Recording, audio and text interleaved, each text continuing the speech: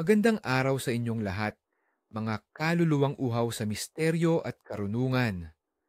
Maligayang pagdating sa ating kanal kung saan ating sinisiyasat ang malalalim na ugat ng ating mga tradisyon, ang mga lihim na bumubulong sa ating mga pista, at ang nakakapanindig balahibong mundo ng mga mistikong paniniwala.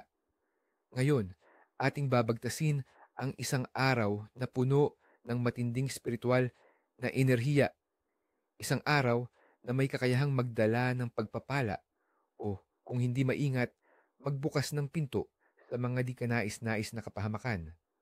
Ngayong Setyembre 23, pumapasok tayo sa isang portal ng panahon na hindi lamang nagtatala ng paglipas ng kalendaryo, kundi nagtatago rin ng mga sinaunang hiling, mga panata ng pananampalataya, at mga babala na minana pa natin mula sa ating mga ninuno. Ito ay isang araw na kung saan ang manipis na tabing sa pagitan ng ating mundo at ng mga lihim na dimensyon ay tila lalong lumiliit. Mayroong mga enerhiyang gumagala, naghahanap ng mga bukas na puso upang bigyan ng pagpapala o mga walang ingat na kaluluwa na saktan. Bantayan ang iyong bawat hakbang, bawat salita, at bawat gawa. Ang araw na ito ay kilala sa iba't ibang pangalan sa iba't ibang sulok ng mundo. Ngunit sa ating kapuluan, may isang pangalan na nangingibabaw, ang araw ni Padre Pio. Isang pangalan na nagdudulot ng pag-asa, paggaling at matinding debosyon. Bagamat may malakas itong kaugnayan sa isang banal na figura ng simbahan, ang kanyang araw ay nagkakaroon din ng resonance sa mga siklo ng kalikasan, ang pagtatapos ng tag-ulan at ang unti-unting pagdating ng mas malamig na simoy ng hangin sa ilang bahagi ng bansa. Ang panahong ito ay madalas na nakikita bilang isang transisyon, isang pagkakataon para sa paglilinis at paghahanda para sa mga bagong yugto ng buhay at ani. Sa puso ng espiritual na konteksto ng Setyembre 23, nakatayo ang isa sa mga pinakamamahal na santo ng simbahang katolika, lalo na dito sa Pilipinas, si San Padre Pio ng Pietrelcina. Ang kanyang kapistahan ay nagbubukas ng isang pinto para sa mga deboto na magsumamo para sa iba't ibang pangangailangan, mula sa pisikal na karamdaman hanggang sa espiritual na gabay. Si Padre Pio, isang paring Capuchin na nabuhay noong ika-20 siglo, ay kilala sa kanyang mga stigmata, ang pisikal na sugat ng pasyon ni Kristo na nagpapakita sa kanyang mga kamay, paa at tagiliran. Ngunit higit pa rito, siya ay naging simbolo ng pag-asa para sa milyon-milyong nangangailangan. Sa kanyang patnubay, humihingi ang mga tao ng lunas sa mga karamdaman na itinuturing ng walang lunas ng mga doktor. Sa kanya rin sila lumalapit para sa kaliwanagan sa mga mahihirap na desisyon, proteksyon mula sa masasamang espiritu, at pagpapala para sa kanilang mga pamilya at kabuhayan. Mayroong mga nagdarasal para sa matagumpay na ani, sa paghahanap ng nawawalang mahal sa buhay o ari-arian, at maging sa paghiling ng isang mapagmahal na asawa. Ang kanyang pagiging makapangyarihang intercessor ay kinikilala at ang kanyang mga himala ay patuloy na ikinukwento. Hindi rin natin maaaring baliwalain ang posibleng pagkakahabi ng mga paniniwalang ito sa mga sinaunang ugat ng ating mga katutubong relihiyon. Bago pa man dumating ang Kristyanismo, ang mga Pilipino ay mayroon ng mga anito at mga diwata, mga espiritu ng kalikasan na kanilang pinipintuho para sa paggaling at proteksyon. Kaya't ang debosyon kay Padre Pio ay nagiging isang malalim na patotoo sa matatag na pananampalataya ng Pilipino na humahanap ng mga tagapamagitan sa pagitan ng lupa at langit, maging sila man ay mga anito o mga banal na santo. Ngayon, halina't alamin natin ang nakakaantig na kasaysayan ng taong ito na nag-iwan ng malalim na marka sa kasaysayan ng pananampalataya. Si Francesco Forgione na mas kilala bilang Padre Pio, ay isinilang noong Mayo 25, 1887 sa maliit na bayan ng Pietrelcina, Italia. Mula pagkabata, iba na siya. Nakikita niya ang Birheng Maria, si Jesus, at maging ang kanyang anghel na tagapagbantay. Mayroon na siyang malalim na pagnanais na maging isang pari, isang Franciscan Capuchin friar, na tila itinakda na ng tadhana. Ang kanyang paglalakbay patungo sa pagkapari ay hindi madali. Kinailangan niyang labanan ang matinding karamdaman at pagsubok, parehong pisikal at espiritual. Ngunit sa bawat pagsubok, lalo lamang lumalim ang kanyang pananampalataya. Noong Setyembre 20 ay 1918, isang himala ang naganap. Habang nagdarasal sa simbahan, nakaranas si Padre Pio ng matinding sakit. Nang matapos ito, nakita niya ang mga stigmata, ang mga sugat ni Kristo na nagpakita sa kanyang mga kamay, paa at tagiliran. Ang mga sugat na ito ay nagdugo sa loob ng 50 taon, isang buhay na sakripisyo na nagpatunay sa kanyang pagkakaisa kay Kristo. Ngunit hindi lang ito ang kanyang mga kapangyarihan. Siya ay kilala sa kanyang kakayahang mag-bilocate, ang makita sa dalawang magkaibang lugar ng sabay-sabay. Sinasabing kaya niyang basahin ang mga kaluluwa, na alam niya ang mga lihim na kasalanan ng isang tao bago pa man magkumpisal. Marami ang nagpatotoo na siya ay nagpapagaling ng mga sakit sa pamamagitan ng panalangin, at marami rin ang nakarinig ng kanyang mga babala at payo na nagbago ng kanilang buhay. Kahit na kinaharap niya ang mga pagdududa at imbestigasyon mula sa simbahan, nanatili si Padre Pio na matatag sa kanyang pananampalataya. Ang kanyang payo na magdasal, umasa, at huwag mag-alala ay naging gabay para sa maraming tao. Siya ay binansagang tagapagsama sa Diyos dahil sa kanyang malalim na ugnayan sa Kanya. Ang kanyang buhay ay isang testamento sa kapangyarihan ng pagdurusa na inaalay sa pag-ibig at sa kakayahan ng isang tao na maging instrumento ng Diyos sa mundo. Namatay siya noong Setyembre 23, 1968. Ang araw na ngayon ay kanyang kapistahan, at noong 2002 siya ay kinanonisa bilang isang santo na nagpapatunay sa kanyang mga kabanalan at mga himala. Mga tanda ng tadhana, isang gabay sa mundong hindi nakikita. Sa araw na ito, ang mga tanda mula sa kalikasan at kapaligiran ay nagiging lalong matalas. Ang mga matatanda ay naniniwala na ang Setyembre 23 ay may kakayahang magpakita ng mga anino ng hinaharap, basta't marunong lang tayong bumasa ng mga ito. Mga pamahiin ng panahon at ani. Ang malinis na langit pagkatapos ng ulan. Kung ang umaga ay nagtatampok ng malinaw at sariwang kalangitan, pagkatapos ng magdamag na ulan, ito ay hudyat ng panibagong pagpapala at isang masaganang panahon ng ani sa hinaharap. Tila ba ang kalangitan ay naglilinis ng mga nakaraang kalungkutan, naghahanda para sa bagong simula. Ang mga lumang problema ay mawawala at ang sariwang pag-asa ay darating. Kaya't yakapin ang ganitong umaga ng may pasasalamat. Ang biglaang pagbabago ng hangin. Kung biglang magbago ang ihip ng hangin mula sa hilaga patungong timog sa araw na ito, mag-ingat sa biglaang pagbabago sa kapalaran o pagsubok. Ang hangin ay sinasabing nagdadala ng mga espiritu, mabuti man o masama. Ang paglipat nito ay maaaring hudyat ng isang balakid na darating o isang hindi inaasahang pagbabago na susubok sa iyong tibay. Maghanda sa emosyonal at pinansyal. 3. Mga ibon na nagsisikain ng butil. Ang pagkakita ng mga ibong nagsisikain ng butil sa umaga ay tanda ng kasaganahan. Huwag silang paalisin.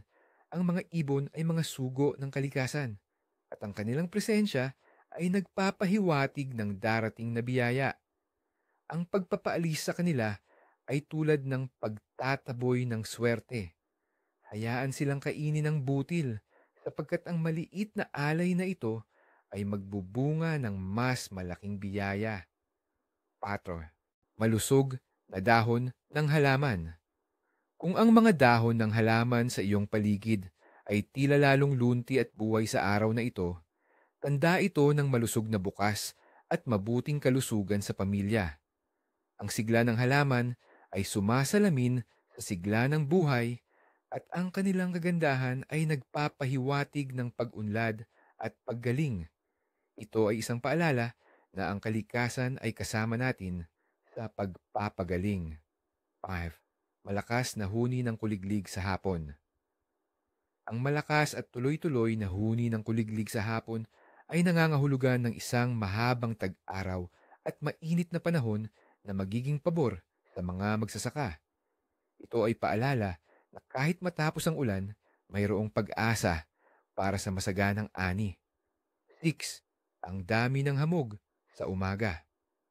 Kung ang dami ng hamog sa umaga ay siksik at malalim, ito ay indikasyon ng isang malamig na taglamig na darating. Maghanda sa paglamig ng panahon at sa mga sakit na kaakibat nito. Mga pamahiin sa bahay at pera. 1. Basag na gamit sa bahay. Kung may biglang mabasag na gamit sa bahay ng walang maliwanag na dahilan, mag-ingat sa mga hidwaan o di pagkakaunawaan na maaaring sumira sa kapayapaan ng tahanan. Ang pagbasag ng gamit ay isang babala mula sa mga espiritu ng bahay na kailangan ng pag-iingat sa mga salita at gawa. 2. Pagkadapa ng walang dahilan. Ang pagkadapa ng walang dahilan ay maaaring magdulot ng biglaang gastos o pagkawala ng pera. Ito ay tanda na kailangan mong maging maingat sa iyong mga pinansyal na desisyon at iwasan ang labis na paggastos. May mga nakatagong panganib sa iyong pinansyal na landas. 3. Barya sa kalsada. Kung makakita ng barya sa kalsada, huwag itong sipain, pulutin at ilagay sa bulsa para swertihin. Ang pagtalikod sa barya ay pagtalikod sa biyaya. Ang pagpulot nito ay pagtanggap sa swerte na inaalok ng tadhana. Ang barya ay hindi lamang pera, ito ay simbolo ng pagkakataon. 4. Pag-apaw ng tubig sa balde. Kung ang balde ng tubig ay biglang umapaw ng walang dahilan, ito ay tanda ng malaking swerte na darating sa pinansyal na aspeto ng buhay. Parang ang tubig ay nagdadala ng kasaganaan na umaapaw. Ihanda ang iyong sarili sa mga oportunidad. Kagat ng langgam sa bagay na may pera. Kung may makita kang maraming langgam na nagkukumpulan sa isang lugar na may pera, ito ay tanda ng dumarating na kasaganaan. Ang mga langgam ay simbolo ng sipag at pagtitipon at ang kanilang presensya ay nagpapahiwatig na ang iyong pagpupunyagi ay magbubunga. Mga lihim ng panaginip sa gabing ito. Ang mga panaginip sa gabing ito ay pinaniniwalaang nagtataglay ng malalim na kahulugan at maaaring maging hudyat ng mga darating na pangyayari, lalo na sa aspeto ng kalusugan at espiritual na gabay. Panaginip tungkol sa tubig. Kung managinip ka ng malinis, umaagos na tubig, ito ay nangangahulugan ng paglilinis ng kaluluwa, paggaling mula sa karamdaman, at pagtanggap ng mga pagpapala. Ngunit, kung ang tubig ay marumi o stagnant, ito ay nagbabala tungkol sa mga problema, sakit, o nakakulong na enerhiya sa iyong buhay. Kailangan mong kumilos upang linisin ang iyong kapaligiran at emosyon. Panaginip tungkol sa simbahan or pari madre. Ang makita ang simbahan, isang pari or madre, sa iyong panaginip ay simbolo ng gabay, pananampalataya, at isang pangangailangan para sa espiritual na direksyon. Maaaring may isang mensahe mula sa itaas na kailangan mong pakinggan o isang tawag upang palalimin ang iyong relasyon sa Diyos.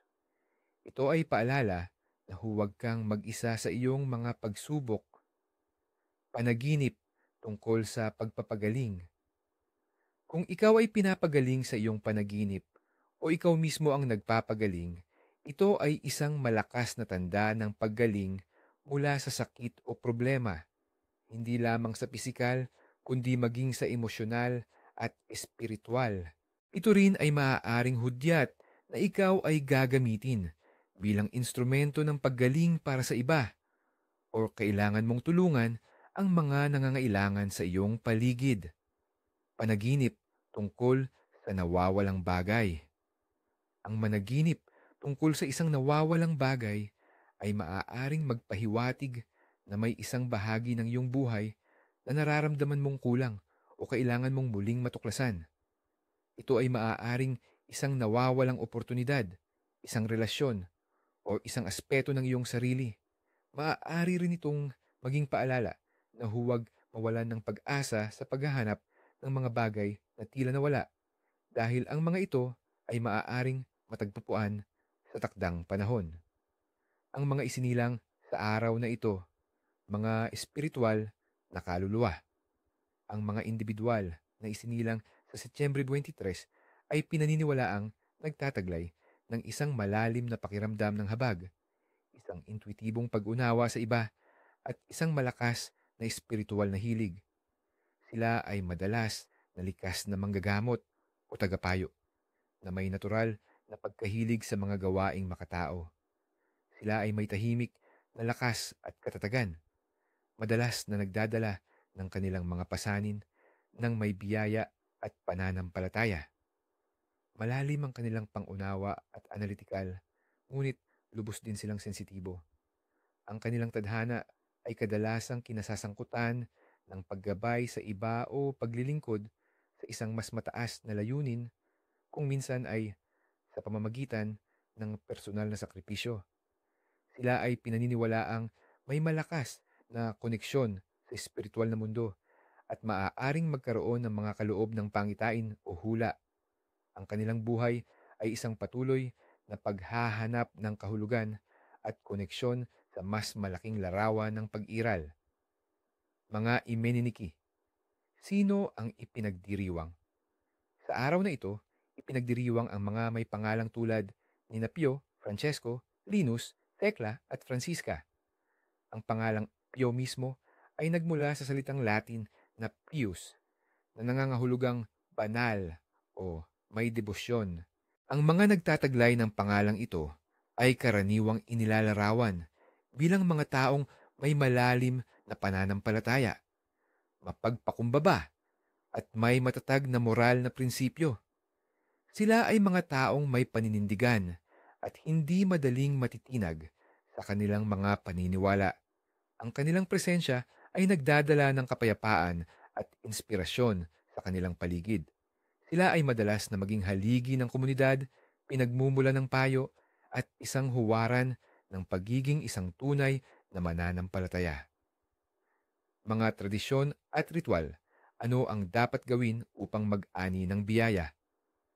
Ngayon, dumako tayo sa mga gawi at ritual na makakatulong sa atin na maaakit ang mga pagpapala at maprotektahan ang ating sarili mula sa mga masasamang impluensya sa araw na ito.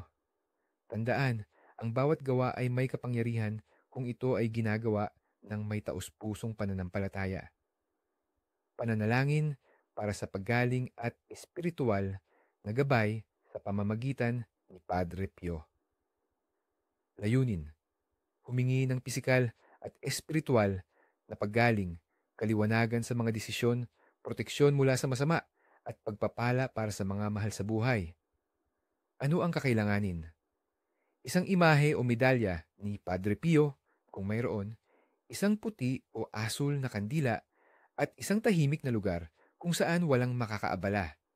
Maaari ding maghanda ng isang rosaryo. Kailan at paano gagawin? Gawin ito sa umaga, pagkatapos gumising o sa gabi, bago matulog. Maglaan ng ilang sandali para maging kalmado ang isip at puso. Sindihan ang kandila at ilagay sa harap ng imahe o medalya ni Padre Pio. Mag-concentrate sa kanyang mukha o sa kanyang mga sugat na sumisimbolo sa kanyang pagdurusa para sa atin. Sa iyong puso at isip, sabihin ang iyong mga kahilingan. Magdasal ng isang Ama Namin, Aba Ginoong Maria at Luwalhati. Maaari ding bigkasin ang sumusunod na panalangin. Mahal na San Padre Pio, iyong ipinakita sa amin ang kapangyarihan ng pananampalataya at pagtitiis. Idalangin mo po ako sa Diyos. Humihingi ako ng iyong makapangyarihang pamamagitan para sa paggaling ng aking banggitin ang karamdaman o problema at para sa kaliwanagan sa aking landas. Tulungan mo po akong tanggapin ang kalooban ng Diyos at magtiwala sa kanyang pagmamahal. Amen. Pagkatapos ng ritual, hayaan ang kandila na masunog ng buo sa isang ligtas na lugar. Panatilihin ang imahe o medalya sa isang sagradong lugar at ipagpatuloy ang iyong debosyon sa pang-araw-araw na buhay. Ang iyong pananampalataya ay hindi dapat matapos sa pagpatay ng kandila, kundi dapat magpatuloy sa bawat oras. 2. Ritual ng paglilinis ng bahay para sa kapayapaan at proteksyon. Layunin: tanggalin ang negatibong enerhiya, inganya ang kapayapaan, kasaganahan, at proteksyon laban sa masasamang espiritu sa iyong tahanan. Ano ang kakailanganin? Isang walis tingting o walis tambo, isang timba ng sariwang tubig na may isang kurot ng asin, Himalayan salt or sea salt ang mas mainam, at isang rosaryo. Kailan at paano gagawin? Gawin ito sa maagang umaga, habang sariwa pa ang enerhiya ng araw. Simulan ang pagwawalis mula sa pinakaloob na silid ng iyong bahay, halimbawa ang kwarto, patungo sa labas ng pinto. Habang nagwawalis, isipin na tinatanggal mo ang lahat ng negatibong enerhiya, alalahanin at hindi pagkakaunawaan. Kolektahin ang lahat ng dumi sa isang lalagyan. Pagkatapos, hawakan ang rosaryo at magsimulang magwisik ng tubig alat sa bawat sulok ng silid habang binibigkas ang Ama Namin at Aba Ginoong Maria. Isipin na ang tubig ay naglilinis at nagpoprotekta na parang isang tabing ng liwanag. Partikular, nabigyan ng pansin ang mga sulok sa ilalim ng kama at sa likod ng mga pinto. Pagkatapos ng ritual, itapon ang lahat ng naipong dumi sa labas ng iyong ari-arian malayo sa iyong bahay. Huwag mo itong hayaang manatili sa loob. Ang natirang tubig ay maaaring ibuhos sa halaman sa labas. Mararamdaman mo ang magaan at sariwang enerhiya na pumapasok sa iyong tahanan. Pag-aalay ng bulaklak at prutas para sa pasasalamat at kasaganahan. Layunin: magpakita ng pasasalamat sa mga biyaya at humingi ng karagdagang kasaganahan at proteksyon para sa iyong pamilya. Ano ang kakailanganin? Mga sariwang bulaklak, lalo na puti o dilaw na sumisimbolo sa kalinisan at pag-asa. Mga hinog na prutas, mga lokal na prutas tulad ng mangga, saging o rambutan ay mainam. At isang malinis na mesa o maliit na altar. Kailan at paano gagawin? Gawin ito sa anumang oras sa araw. Ilagay ang mga bulaklak sa isang florera at ilagay ang mga prutas sa isang malinis na plato. Ilagay ito sa iyong altar o sa isang lugar na may mataas na paggalang sa iyong tahanan. Kung nais mo, magsindi ng isang kandila.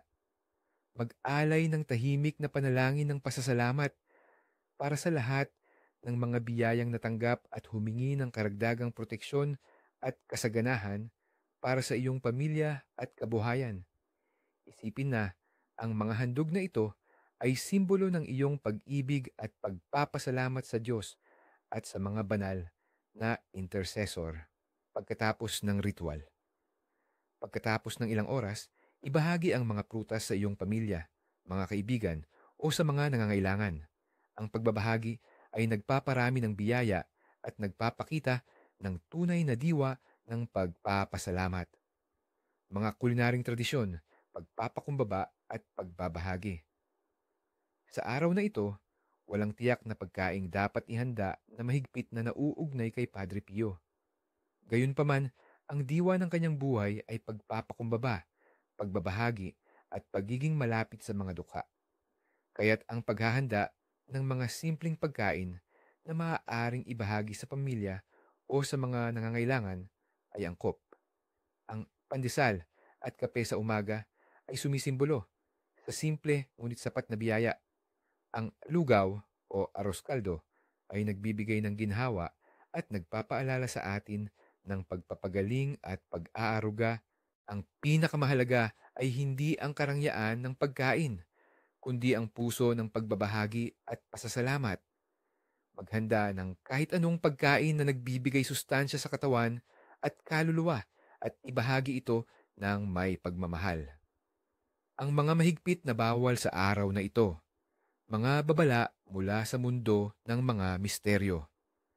Tulad ng mga tradisyon na nagdadala ng pagpapala, mayroon ding mga bawal na, kapag nilabag, ay maaaring magdulot ng matinding kapahamakan at masasamang enerhiya. Ang Setyembre 23 ay isang araw kung saan ang mga espiritu ay lalong sensitibo, kaya't mag-ingat sa bawat kilos. Pulawon, bawal ang pagmumura o pagsasalita ng masama. Mistikong dahilan. Si Padre Pio ay kilala sa kanyang kabanalan at sa kanyang matinding paglaban sa kasamaan. Ang mga masasamang salita ay hindi lamang nakakapinsala sa nakaririnig, kundi nagtataboy din ng mga pagpapala at umaakit ng mga negatibong entidad sa iyong paligid. Ang iyong dila ay may kapangyarihang lumikha at sumira. Sa araw na ito, gamitin ito sa paglikha ng kabutihan, posibleng kahihinatnan. Kung lalabagin mo ito, ang mga negatibong enerhiya ay papasok sa iyong buhay, magdadala ng hidwaan, sakit at pagkawala ng swerte. Ang iyong sariling mga salita ang babalik sa iyo na parang sumpa at magdudulot ng kapahamakan. 2. Bawal ang pagsasayang ng pagkain. Mistikong dahilan. Ang pagkain ay biyaya mula sa Diyos at produkto ng hirap ng tao. Ang pagsasayang nito ay isang paglapastangan sa kasaganahan at isang tanda ng kawalan ng pasasalamat. Ito ay nagagalit sa mga espiritu ng ani at kasaganahan. Posibleng kahihinatnan. Ang paglabag sa bawal na ito ay magdadala ng taggutom, kakulangan sa pinansyal, at pagkalugi sa iyong kabuhayan. Ang iyong mesa ay maaaring maging kasing walang laman ng iyong kawalan ng pasasalamat. 3. Bawal ang pagtatalo o pag-aaway. Mistikong dahilan. Ang araw na ito ay inilaan para sa kapayapaan at espiritual na pagkakasundo. Ang paghahasik ng hidwaan at pag-aaway ay nagbubukas ng pinto para sa mga masasamang espiritu at nagtataboy ng pagkakaisa sa tahanan at komunidad. Posibleng kahihinatnan. Sisirain nito ang mga ugnayan ng pamilya, magdadala ng negatibong enerhiya sa iyong tahanan, at pipigilan ang mga pagpapala na pumasok. Ang iyong paligid ay magiging puno ng alitan at kalungkutan. Bawal ang pagsisinungaling o panlilinlang. Mistikong dahilan. Ang katotohanan ay pundasyon ng anumang espiritual na paglago. Ang panlilinlang ay lumilikha ng isang sapot ng negatibong enerhiya na bumabalot sa sinungaling at sumisira sa tiwala ng iba. Hindi kailanman nagtagumpay ang kasinungalingan sa mata ng Diyos at ng mga banal. Posibleng kahihinatnan. Mawawalan ka ng tiwala mula sa mga tao sa paligid mo. Sisirain ang mga relasyon at magdudulot ng espiritual na pagkabulag. Ang iyong mga intensyon ay magiging madilim at ang iyong kapalaran ay magiging malabo. Bawal ang pagpapautang o pangungutang ng malaking halaga.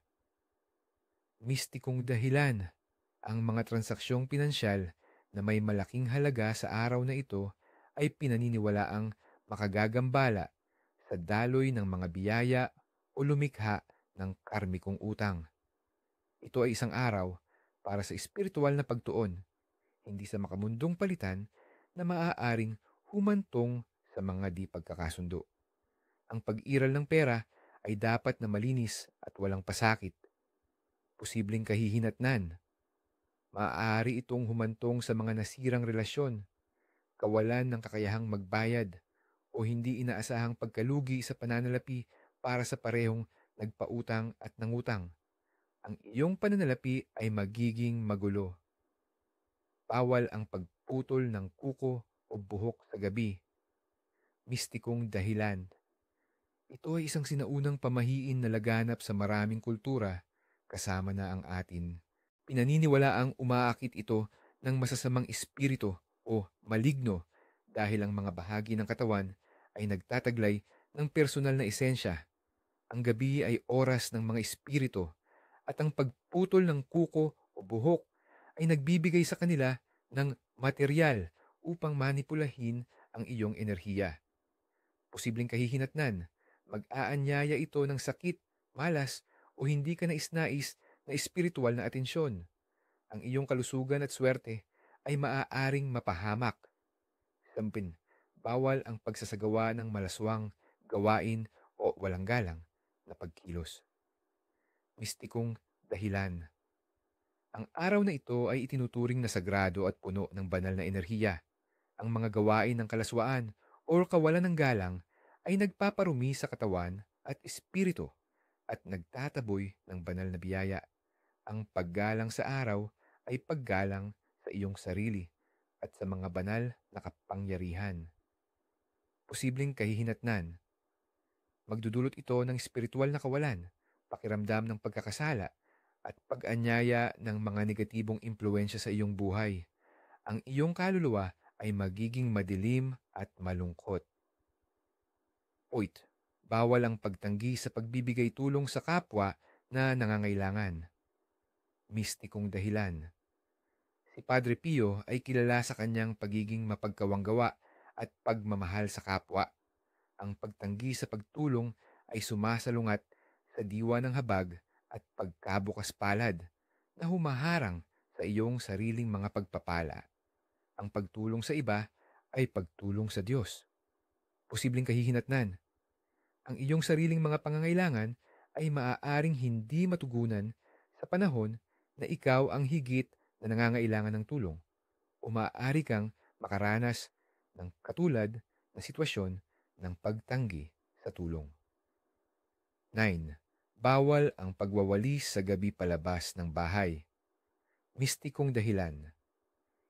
Ito ay isa sa mga pinakalaganap na pamahiin sa Pilipinas. Pinaniniwalaang ikaw ay magwawalis ng iyong mga biyaya at swerte palabas ng iyong tahanan. Ang swerte ay sinasabing nagkukubli sa mga sulok ng bahay sa gabi at ang pagwawalis ay nagtataboy nito. Posibleng kahihinatnan. Ito ay magdudulot ng pagkalugi sa pananalapi, malas, o pagkawala ng swerte sa pangkalahatan. Ang iyong kayamanan ay unti-unting mawawala. 10. Bawal ang pag-iwan ng basura sa loob ng bahay o pagpapanatili ng kalat. Mistikong dahilan.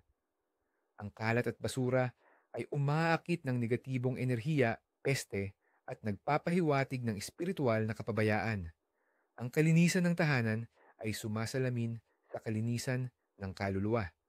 Ang maayos na kapaligiran ay nag-aanyaya ng positibong enerhiya at biyaya. Posibleng kahihinatnan. Ito ay hahantong sa pagkastak, karamdaman at isang magulong isip. Ang iyong buhay ay magiging puno ng kaguluhan at di pagkakasundo. Naway ang karunungan ng araw na ito ay magsilbing gabay sa inyong paglalakbay. Tandaan, ang kapangyarihan ay nasa inyong mga kamay. Ang pumili ng landas ng pagpapala o ng kapahamakan. Naway ang inyong puso ay maging bukas sa mga mensahe ng universo at sa biyaya ng Diyos. Hanggang sa muli, mga kaluluwang uhaw sa misteryo at panatilihin ang inyong pananampalataya at paggalang sa mga sinaunang kaalaman. Pagpalain kayo